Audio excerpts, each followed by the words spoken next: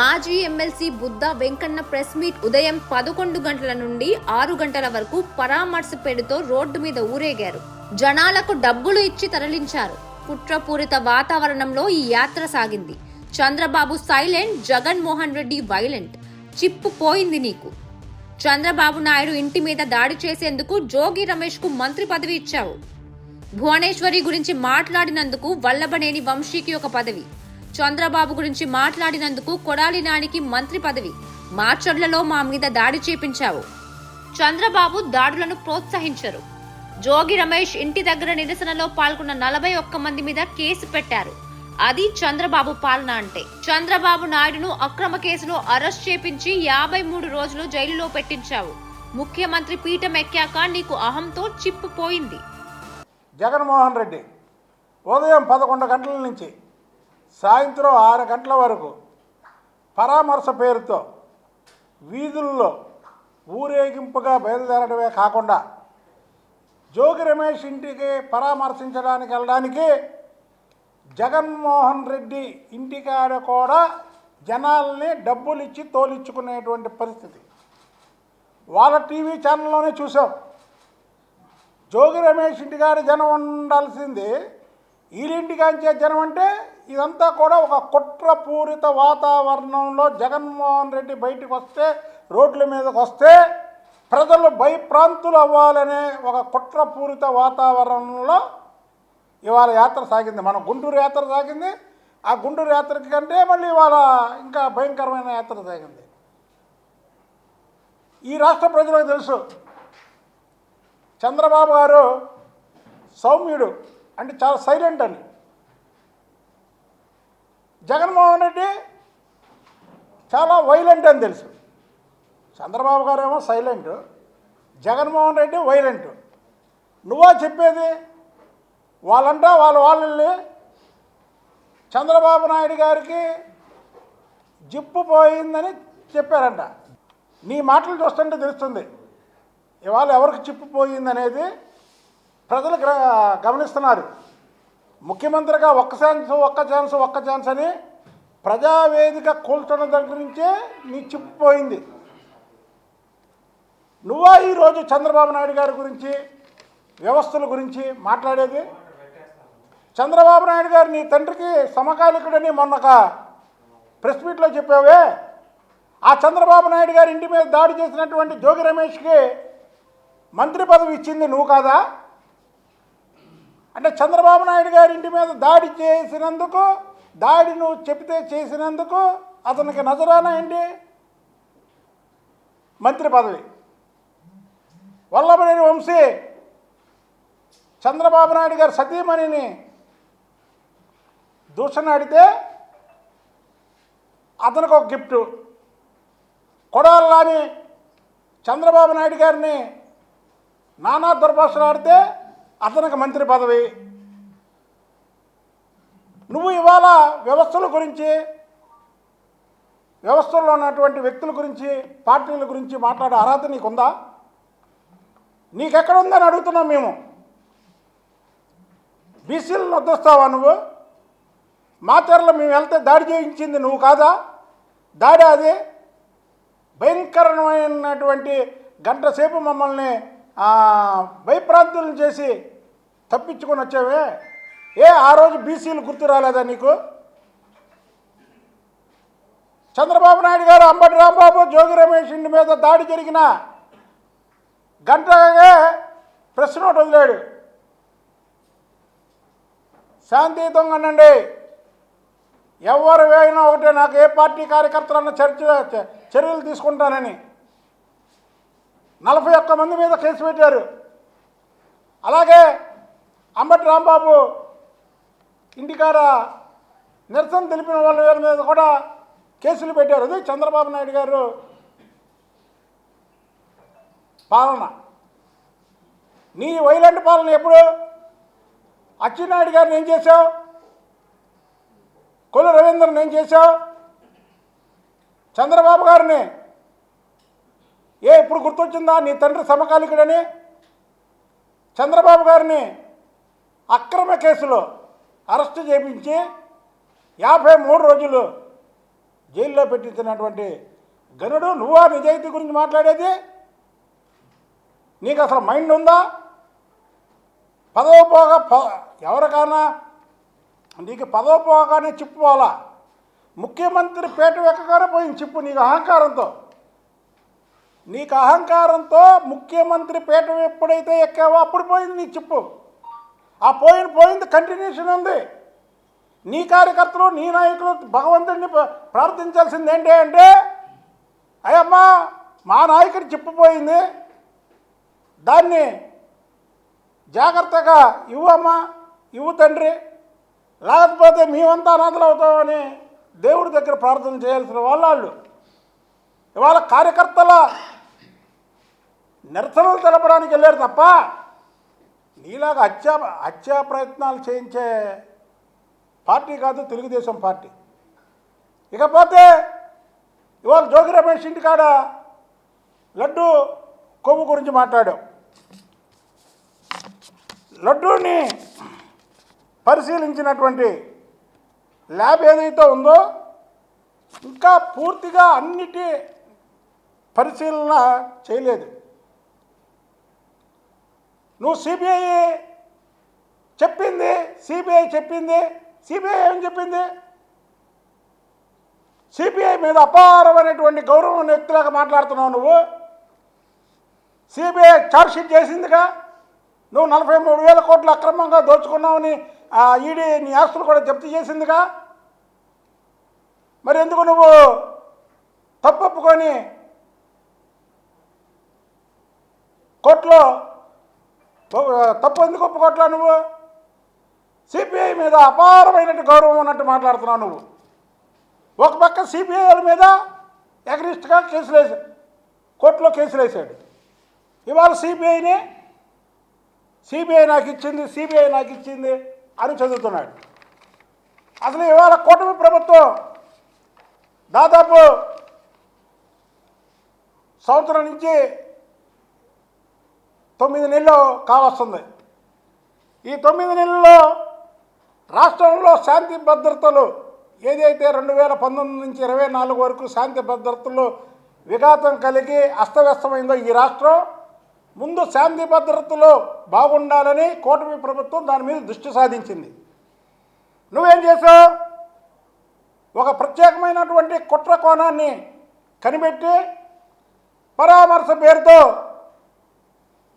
గుంటూరు మిర్చి యార్డుకి వెళ్ళి మిర్చి యార్డులో మిర్చి బస్తాలు దొంగిలించి వెనకతలు ఉన్న వాళ్ళందరూ రైతుల్ని నానా దుర్భాషలాడొచ్చారు. అలాగే మామిడి పంట పరిశీలిస్తామని చెప్పి చిత్తూరు వెళ్ళి అక్కడ మామిడికాయల్ని ట్రాక్టర్లతో తొక్కించారు. అలాగే తెనాల్లో గంజాయి నిందితులను పరామర్శించి గంజాయి నిందితులని రౌడీ షీటర్లని పరామర్శించిన వారిని మంచివారిగా కీర్తించి నేరస్తుల్ని ప్రోత్సహిస్తున్నాం. ఇవాళ ఎవరున్నారు? నీ తాడేపల్లి ప్యాలెస్ దగ్గర నుంచి ఇబ్రహీంపట్నం వరకు అందరూ గంజాయి బ్యాచీ కాదా? గంజాయి బ్యాచీ మొత్తాన్ని నువ్వు దించి ఇవాళ నానా హంగామా చేసి ప్రజల్ని భయప్రాంతం చేస్తుంది నువ్వు కాదా? జోగి రమేష్ని పరామర్శించడానికి వెళ్ళడానికి నీ ఇంటికాంచి ఎంతసేపు? ఇబ్రహీంపట్నం ఎక్కువ అరగంట. నీకెందుకు ఆ యాత్ర? ఇలాగ చేసే కదా, ఒకసారి యాత్ర చేసే కదా నువ్వు, ఓదార్పు యాత్ర పేరిట వాళ్ళకే సహాయం చేయకుండా రోడ్లన్నీ కూడా బ్లాక్ చేసి ప్రజలకు ఇబ్బంది కలుగుతుందనే కదా ఆ రోజు కాంగ్రెస్ పార్టీ నుంచి నిన్ను బయటికి తోస్తారు. నీ తండ్రి చనిపోతే, నిజంగా ఎవరైనా హార్ట్ అటాక్తో చనిపోతే వాళ్ళకి ఏదో ఆర్థిక సహాయం చేయాలి, కానీ దాంట్లో నీకు యాత్రల పిచ్చి, ఒక్కొక్కరికి ఒక్కొక్క పిచ్చి. జగన్మోహన్ రెడ్డి అనే ఒక వ్యక్తికి యాత్రల పిచ్చి. ఈ యాత్రల పిచ్చితో ఇవాళ దాదాపు 7-8 గంటలు ప్రజా జీవితానికి ఆటంకం కలిగించాడు. నువ్వు పర్మిషన్ పెట్టుకుందేంటి? జోగి రమేష్ని పరామర్శించడానికి. నువ్వు చేసిందేంటి? యాత్ర చేసి అక్కడన్నీ మాట్లాడేవన్నీ అబద్ధాలు, ఒక్కటి నిజం కాదు. జోగి రమేష్ ఇంటికాడ నిరసన తెలిపిన మాట వాస్తవే. అందులో పెట్రోల్ బాంబులు విసిరింది మీ వాళ్ళే. కింద ఫోటోలు చూపించావు కదా, ఆ ఫోటోల్లో ఒకళ్ళ దగ్గరైనా సరే పెట్రోల్ బంప్ సీసాలు నువ్వు చూపించగలిగావా? నువ్వు చూపించగలిగావా చెప్పు? అసలు మేము అధికారంలోకి వస్తే అంటారండి మీరు. జగ్గంపూడి రాజా మాజీ ఎమ్మెల్యే ఒక దుశ్శాసనులాగా మేము అధికారంలోకి వస్తే ఒక బీసీ మహిళ గుంటూరు ఎమ్మెల్యే జుట్టు పట్టుకొని లాక్కెళ్తాడంట.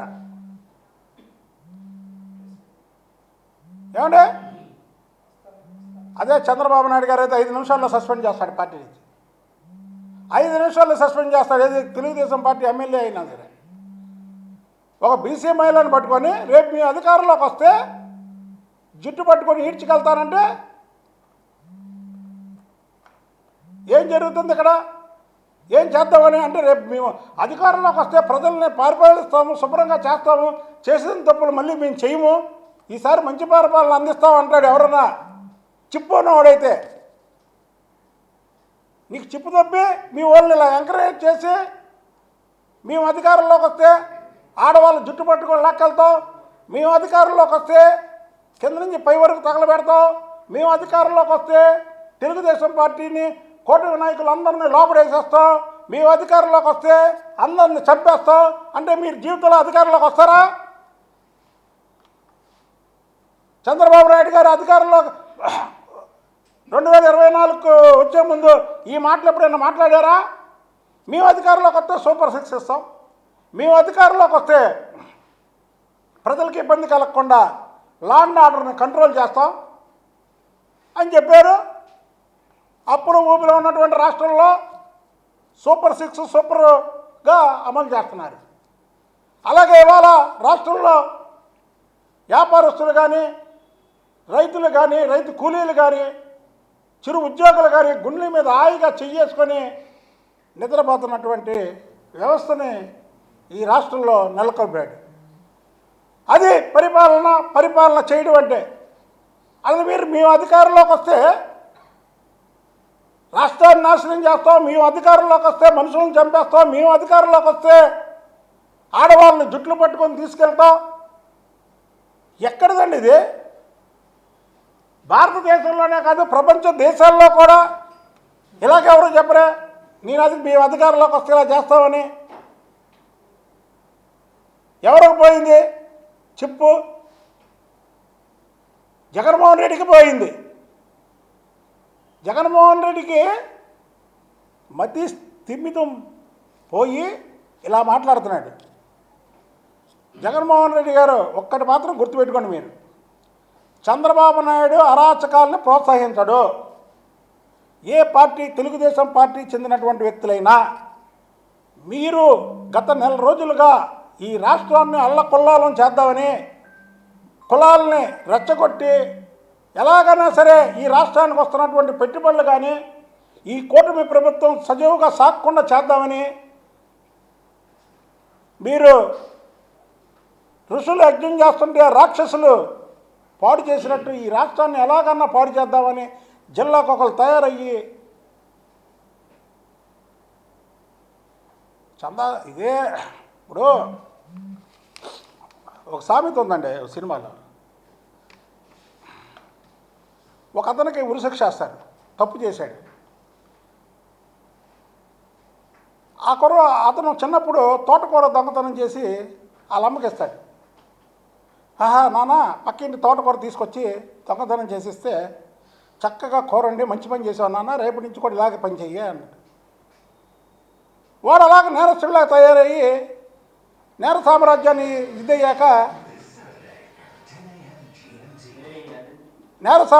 ఇదయ్యాక పోలీసులు పట్టుకొని నేరాలన్నీ రుజువయ్యాక అతను ఉరిశిక్ష వేస్తాడు.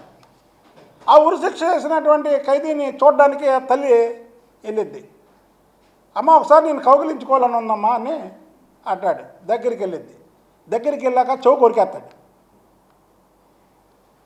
చిన్నప్పుడు నేను తోటకూర దొంగతనం చేసి నీకు వండమని ఇస్తే నువ్వు ఆ రోజే ఇది తప్పురా అని 2 లెంపదెబ్బలు కొట్టుంటే ఇవాళ నాకు ఉరిశిక్ష పడేది కాదు. అలాగా జోగి రమేష్ అనే వ్యక్తి చంద్రబాబు నాయుడు గారి ఇంటి మీద దాడి చేసినప్పుడు జోగి రమేష్ని సస్పెండ్ చేస్తే ఇవాళ ఈ పరిస్థితి వచ్చేది కాదు కదా. అక్కడ తల్లి ఏం చేసిందో ఇక్కడ నువ్వు అదే పని చేసావు. ఇంటి మీద దాడి చేయగానే అతనికి మంత్రి పదవి ఇచ్చావు. అప్పుడు జోగి రమేష్ అనే వ్యక్తి బాగుపడతాడా చెడిపోతాడా? చెడిపోయాడు. అక్కడికి వెళ్ళి చంద్రబాబు నాయుడు గారి గురించి లోకేష్ బాబు గురించి చాలా అనరాని మాటలంటే కార్యకర్తల ఆవేశం, అంతేకాని చంద్రబాబు నాయుడు గారు లోకేష్ బాబు గారు చెప్పడం ఇప్పటికీ మేము చెప్తున్నాం. వాళ్ళు ఇలాంటి పనులకు వ్యతిరేకం, వాళ్ళ మీద కేసులు పెట్టారు.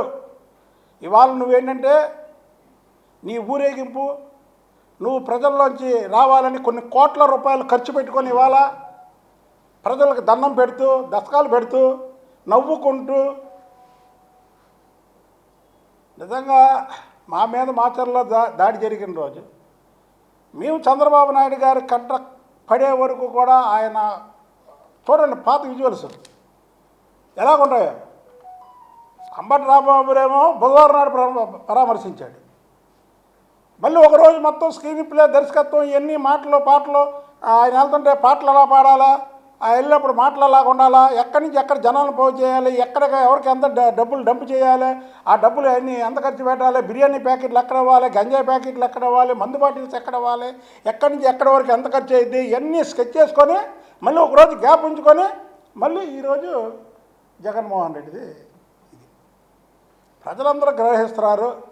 చంద్రబాబు నాయుడు గారి గురించి మాట్లాడే అర్హత నీకు ఈ జన్మ కాదు, ఎన్ని జన్మలు ఎత్తినా రాదు. చంద్రబాబు గారి మీద బురద జల్లాలని జల్లితే చంద్రుడి మీద బురద జల్లితే ఎవరి మీద పడిద్ది? పైకి విసిరితే వాళ్ళ ముఖం మీద పడిద్ది. అలాగే నువ్వు మాట్లాడిన ప్రతి ఒక్క మాట నీకు చెల్లిద్ది తప్ప చంద్రబాబు గారికి చెల్లదు. దయచేసి తోటకూర కథ చెప్పానే ఇప్పుడు కన్నా అది పాటించు, లేకపోతే అందరూ నాశనం అయిపోతారు నీ పార్టీలో ఉన్నవాళ్ళు.